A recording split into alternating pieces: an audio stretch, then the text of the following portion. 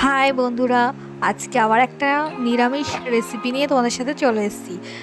তো আজকে ভেন্ডি পোস্ত দেখাবো। আজকে শনিবার, নিশ্চয়ই সবার বাড়িতেই নিরামিষ হচ্ছে।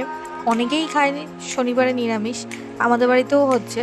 তো ভেন্ডি পোস্ত আজকে আমি তোমাদেরকে করে দেখাবো। ভেন্ডিটাকে ফার্স্টে এইভাবে কেটে নিয়েছি, কাটার আগেই ধুয়ে নিয়েছি, কারণ কাটার পরে ধুলে ওটা লাল লাল হয়ে লাল লাল টাইপের একটা কি বেরোয়। তো আমি এটা কালো জিরে ফোড়ন দিলাম গরম তেলের মধ্যে, তারপর ভেন্ডিগুলো দিয়ে দেবো, দিয়ে ভালো করে ভেজে নেব।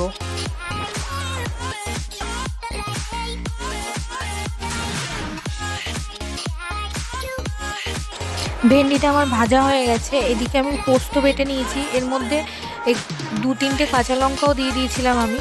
তো এই পোস্তটাকে এবার আমি কড়াইতে ভেন্ডির মধ্যে দিয়ে দেবো, দিয়ে একটু নেড়ে চেড়ে নুন হলুদ মিষ্টি, যেমন যে স্বাদ অনুযায়ী মিষ্টি খাও নুন খাও সেগুলো দিয়ে, আর ঝাল খেলে কাঁচা লঙ্কাও দিতে পারো এর মধ্যে, ভালো করে নেড়ে চেড়ে জল ঢেলে দেবো।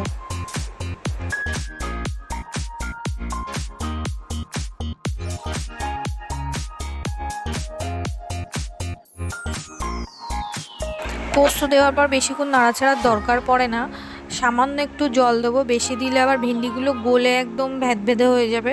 তো অল্প একটু জল দেবো, যাতে শুকনো শুকনো হবে আর কি ভেন্ডি পোস্তটা, গা মাখা মাখা।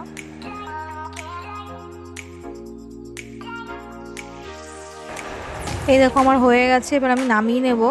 এরকমই গা মাখা মাখা হবে, এটা টেনে নেবে যেটুখানি আছে জল। আমার ভেন্ডি পোস্ত রেডি, দেখেই বুঝতে পারছো।